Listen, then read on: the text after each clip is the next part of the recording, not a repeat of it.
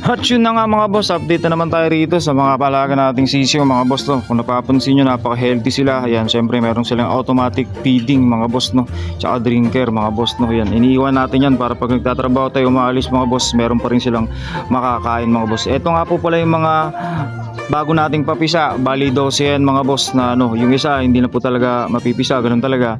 So na nga mga boss, nilipat na nga natin dito sa ating brooding house mga boss para makapag-relax yung 7.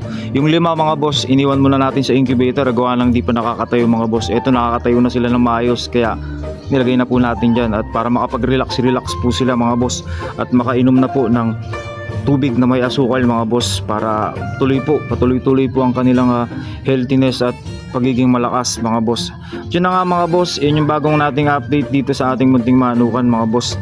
Yan, syempre ipapakita na rin natin mga boss yung 5 natitirang papisa natin sa incubator mga boss. Ayan sila, ayan nagpapatuyo pa mga boss, hanggang bukas siguro okay na yung mga yan. Yun lang yung bagong update sa mga hindi pa nakapollow.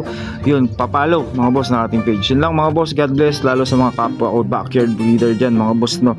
Lagi kayo mag-iingat, laban lang mga boss, hindi naman balang araw mga boss. Alam nyo na yan mga boss, kapwa ko backyard breeder. Yun, God bless.